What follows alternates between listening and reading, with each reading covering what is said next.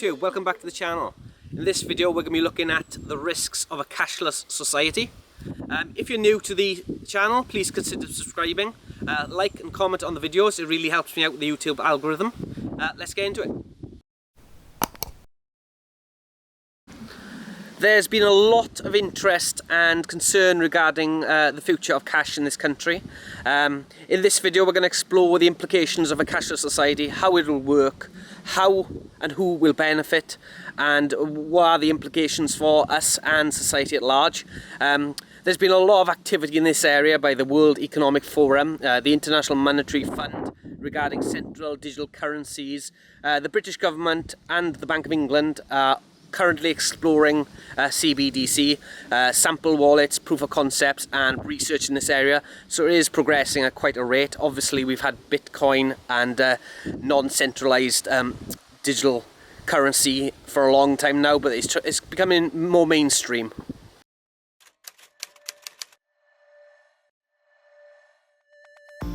The world we live in is becoming more digital. As a result, we aren't using cash as much as we used to. To keep up with the changing times, the Bank of England and HM Treasury are looking at the idea of a digital pound. This would be an electronic version of cash issued by the Bank of England and accessed through digital wallets provided by private companies. Okay, so physical cash, physical objects to transfer value were first documented being used in China in 1300 BC. Since then we've come a long way. Interestingly, it was the Knights Templar who first introduced a banking system to facilitate secure transfer from point A to point B. A person could visit basically a Knights Templar operating location, pass over the money, they'd get a signed docket saying they've got that money, and then when they get to the end of their destination, perhaps hundreds of miles, even thousands of miles away, they could then go to another operating base and produce the docket and get their money, obviously minus the service charge that the Knights Templar were charging. Perhaps the main contributing factor for the decline in physical cash is its inability to work for remote transactions such as internet sales. Obviously a lot more people now are buying from Amazon, online marketplaces like Gumtree, Etsy and all those kinds of things, and physical cash simply can't process the transaction. So you need a method to efficiently and quickly and securely transfer assets.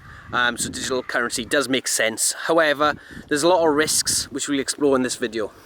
Okay, so what are the benefits? Okay, we're going to start off with the Bank of England. There is an enormous cost to producing physical money, design, production, transit and security.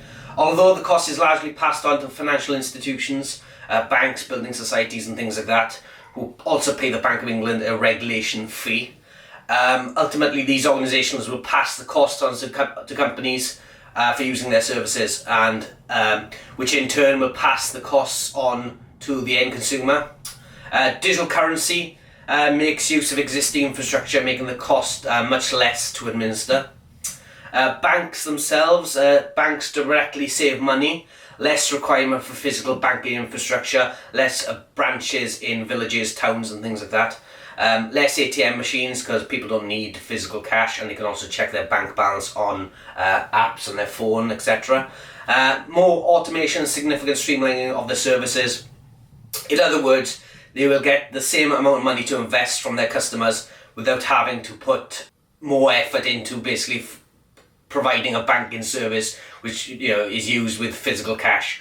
So it's a lot less customer focused and it's more for their bottom line effectively. So that's a benefit to them.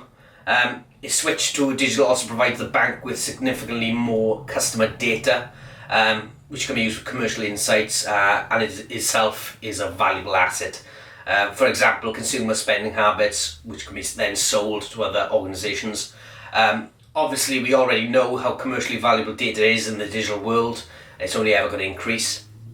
Businesses, automatic accounting makes managing the business easier and more reliable. Everything is basically automatic. Saves money by eliminating the physical costs associated with managing cash. No business banking fees for accepting cash or secure transit of cash from the business premises to banks. Prevents accounting errors, giving the customers the wrong change and things like that. makes theft more difficult, employee theft, taking cash at the register, and also theft from external sources coming in and holding up the store. How often do we hear about gas stations and corner shops being targeted by robberies? That'll be a thing of the past, although they can still take physical assets from the store. Prevents the use of counterfeit money. Obviously you're not dealing with money, it's all digital. Additionally, also provides a full audit trail. Everything is traceable and accountable for taxation and business operating purposes. So to a business, it does sort of make sense because it makes their life easier, especially if they're a legit business. Customer benefits are budgeting, near real-time tracking of money 24/7. You have full remote management of your money via the apps online on the computer. People can manage their accounts from any computer effectively. Makes payments and transfer money effortless. And obviously you can do it outside of banking hours, so you can do it 10 o'clock at night when the banks wouldn't traditionally be shut. Efficiency, card, phone and even watch payments. The Apple Watch you can pay via Apple Pay, just swipe your watch and you use this near field communication. Obviously these are always available to you, so you don't even have to think about it. If you've got your watch on, you can make payments. Obviously convenience as well is another benefit for consumers. You can transact small or large amounts of money. Obviously you don't have to plan ahead. If you're going into a shop and you fancy something which is a couple of £100, you don't have to have that cash physically in your back pocket. You can just use digital currency and it just transacts it exactly out of your bank, which is perfect, nice and convenient. Obviously the downside of that is you tend to spend more money because you don't see how much you're actually spending in real time. Payment flexibility and borrowing money. Obviously digital currencies mean you can use overdrafts and credit from the banks and building societies. Obviously you cannot do this with physical money. With physical money, it's what you've got, you can only spend. A lot of people routinely rely on their overdraft and credit cards to pay bills, utility bills, phone bills, etc. Due to poor financial management or being stuck in low paid employment where money is continually an issue. Even though the costs them more in the long term, because obviously you're going to be paying interest and overdraft fees, etc. It's still a benefit to the consumer because they can, they have flexibility in what they spend. Okay, now we're going to look at some of the risks in regards to government control. Governments will be able to directly control your relationship with businesses and ultimately what you can and can't buy. Governments can monitor, control and influence money flows and transactions natively and easily.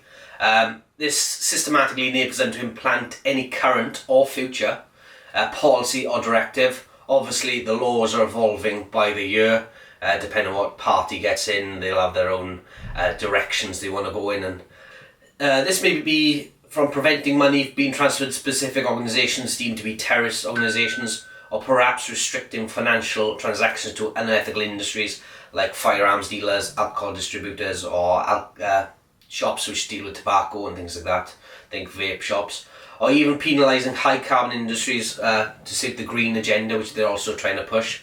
For instance, if you're buying lots of meat, they could perhaps restrict that somehow.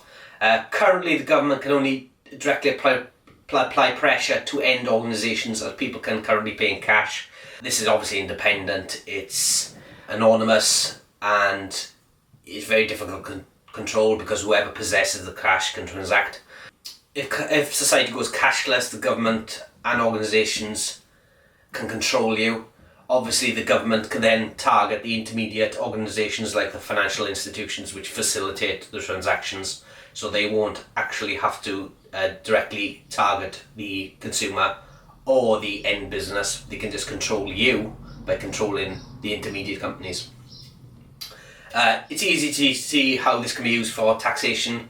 Government could intercept facilitation companies, banking merchants, etc. like PayPal, Visa, MasterCard, and use this as a reference base to see how many transactions your shop or your entity has made, and then cross-reference that against your tax return and see if they marry up. They also have powers to directly go into bank accounts and check and things like that as well. So so that we are already seeing this for places like eBay, Airbnb and Etsy and things like that. They're trying to have those companies report directly to the government the financial state of their customers, basically, because they're concerned that customers aren't filing the correct taxes. The government could analyse an individual's expenditure versus their income and automatically create fraud and tax investigations against them. Obviously, with self-employed people dealing with a lot of cash, if they don't declare it, that's a crime, tax evasion. So they'll have the ability to do stuff like that. Okay, the next risk is privacy. You're going to have 24/7 monitoring and surveillance of all your finances, your financial transactions, things like that. It's going to be data harvesting, data sharing, automatic profiling, and probably likely close to indefinite retention of all your data. I think under the current financial regulations, the businesses have to store data for, I think, 7 years. It's easy to see how this could go to 10 years, 20 years, etc. with the government. Obviously, laws are evolving and changing all the time, and once they see there's a benefit to keeping data indefinitely, they probably will. All branches of law enforcement and even local councils will use the data for detection and investigation of legal activities, fraud, tax evasion, but also they use the data in unforeseen ways, profiling and ultimately to predict crime. The government is also using artificial intelligence. This is part of their broad plan to cut expenditure and make government run more efficiently and get more bang for your buck of the tax system. Think of a murder investigation where an object was naxed, perhaps, and in terms of an itemised billing and AI, the government could have reasonable suspicion if you just happened to be by an axe in a village store at that particular time. The computer said you mapped the description to justify search warrants, etc. It's obvious where the errors here can come. Two independent data items which aren't linked to anything, but they're creating connections where none exist. So it's easy to identify potential suspects who actually haven't done anything wrong. You can see that police are already making those bridges now in errors. Data leaks and criminal use of your data. Obviously, this is a very high area of interest for criminals, nation states. In 2017, the Equifax Credit Reference Agency got breached. 147 million customers were affected.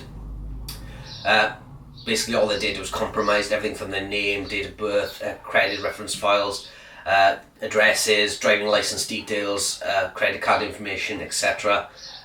Obviously, as everything goes digital, this is only ever going to get worse, and those targets of information are going to become bigger and more lucrative for hackers and anyone else who wants them. The future is going to be very dangerous. I don't think personally that no organisation or entity should be trusted to have full visibility and control over the finances of everyone in the nation. I think it's set up for failure, and it's only going to go one way. The other risks are additional costs for the end consumer. You're going to have transaction costs and a percentage of sale costs. Obviously, when you use your credit card or your debit card, those merchants and the facilitation companies, financial companies, apply a cost to that. There's usually a fixed transaction cost per every time you swipe, and then there's going to be a cost based on the percentage of the sale. Companies obviously going to pass that on to end consumers, so it's going to increase costs. These financial institutions will have a monopoly. If there's no alternative payment method like cash, they can obviously increase those costs over time, and they will, because they're businesses and they will want to make more and more money over time. So that is going to be a big risk. Obviously, you've got infrastructure costs, electricity, broadband, computer networks. This is going to impact smaller business significantly more, as they don't have the reserves to invest in these areas. Think of burger vans and door-to-door sales, ice cream vans, and all those small independent, small companies, one-man band sort of thing. Obviously, if they're operating in locations where they might not have direct access to electricity, so they're relying on batteries, or if they're operating at the top of a mountain, say some event or festival where there's no internet connectivity, how are they going to work? All these little things are going to come out of the woodwork. Right now, you've got cash as a viable alternative. Once that's gone, it's gone. You've also got costs in regards to regulation and things like that, payment card industry, compliance costs. There's going to be fines if you don't protect the data, etc. So there's hidden little gems all over the place which you don't get with cash. The other risk you got is resilience, being dependent on electricity, computer networks and all that infrastructure. There's going to be a lot of problems when that infrastructure goes down. We've seen this numerous times before. I've seen it in Starbucks where everyone was asked to leave because the tills went down. I've seen it in Tesco when there's an electricity cut, everyone was asked to leave. This is going to create big problems because those networks aren't 100% efficient or reliable, and they do occasionally go down. And if you're, in the middle of a big shop in Tesco's, you're just about to check out and everything goes down, what are you supposed to do? Those are big problems. The next risk is security. Everyone seems to think that digital payments, credit cards, debit cards, etc. are really secure, and in some ways they are, but in other ways they're not. The Financial Conduct Authority has recently increased the contactless limit to £100 on a card, so you can technically go into a shop, spend £100 without verification, without a PIN, without a password, whatever, and you can do this up to £300 in separate transactions. So what this means is if your card gets stolen or lost, you're pretty much almost guaranteed that you're going to lose £300. Although you will get that money back eventually, you're going to have to put claim in, and the banks take time to process it, and you're going to have to verify it, and it could be 6 months down the line. So obviously, unless you've got £300 cash, that's not going to happen. So there are risks and security implications of how we currently work with digital currencies. Credit reference agencies are going to be exponentially more important than they are now, because everything is going to be digital. So that integrity of that record is going to be absolutely critical to you, whether you want a mortgage or buy a nice car or something like that. Obviously there is no alternative, so very important. Cash can be managed effectively via physical security controls. You want money in a safe, you know where it is.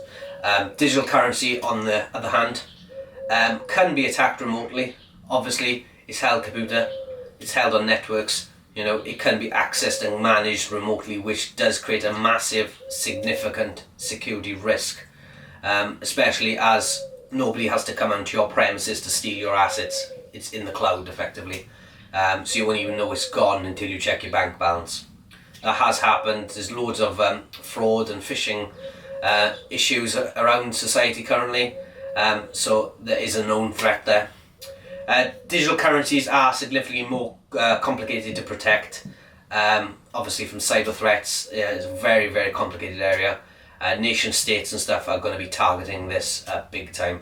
I think North Korea, Russia, Iran, China, a lot of damage can be caused here. The other risk of digital currencies, which people don't seem to realise off the bat, is terms and conditions. Obviously you've got all these intermediate financial sectors, retailers, facilitators, and you're going to have to abide by all their terms and conditions, which might be a problem, because currently you can go to an end person, hand over cash and get whatever product you want, but terms and conditions of companies are going to change all the time, based on their ethical principles and their direction. And so even though something can be lawful, you can still violate terms and conditions, and they can terminate your contract, or they can prevent you buying something or something like that. We're already seeing this. So this is another method to control what you spend and how you spend your money.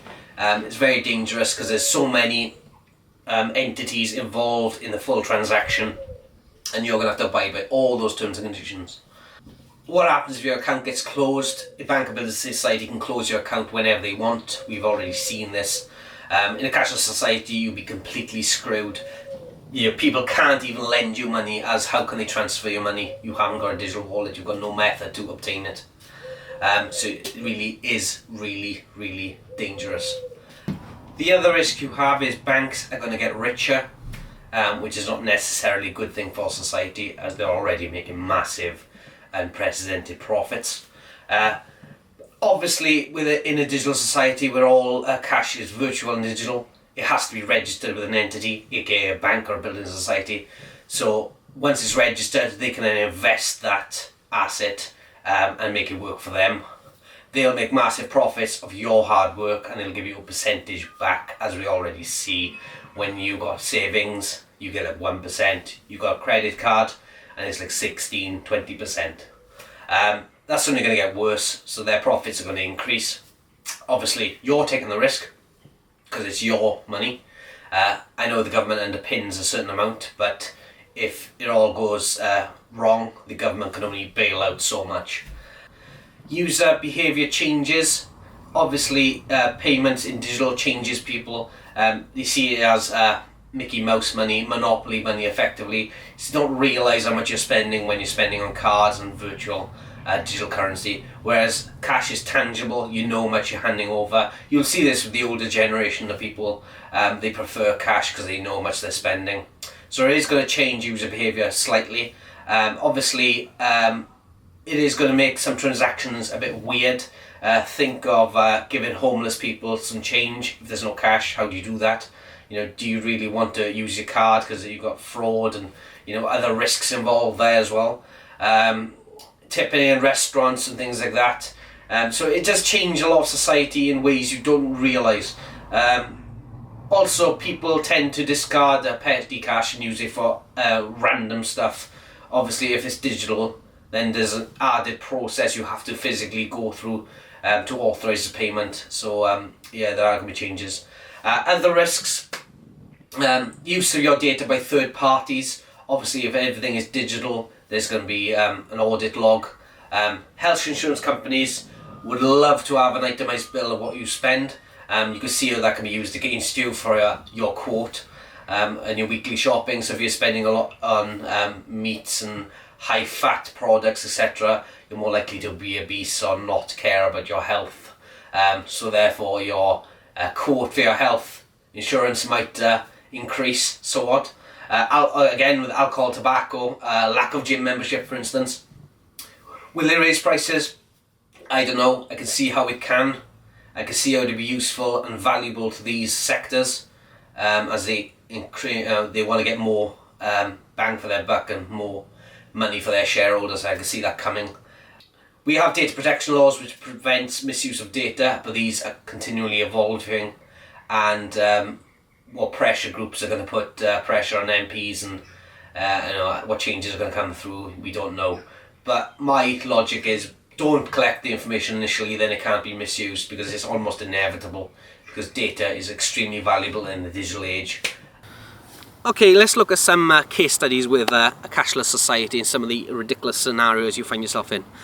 For instance, a lot of organisations seem to be rejecting cash now outright. You've got like the famous ones like Starbucks, you've got a lot of independent retailers, and you just won't deal with cash. So you might have an independent contractor who's just finished work for a client, he's finished for the day, he's been paid in cash, in full, you know, so he's driving home, he wants to stop for a coffee, but he can't, because he's got the cash, but he can't use cash. So he needs to get that money into his bank. Here comes the second problem. You've got branches which are shut left, right and centre. You got like Barclays Bank who's shut in branches in villages and towns, and you've actually got to go to like a city now to actually get a branch to put your money in to then be able to use your money. It's a ridiculous scenario. Another typical example is the older generation, grandmas, grandpas, that sort of thing, giving money away to grandchildren and stuff in cards, £20 in a card, that sort of thing, very common. These people aren't tech savvy, they don't know how to use technology, they can't do that easily, and you're losing some of the nostalgia, of giving money in a card.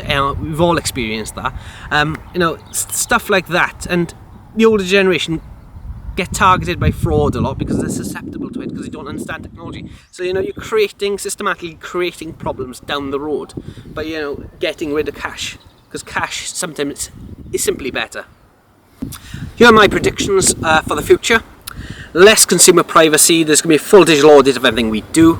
Right now, banks can only see transactional amounts and the name of the organisation you transact with. That's going to change. It's not difficult to see the security and society value of a full itemised breakdown of what you spend your digital money on.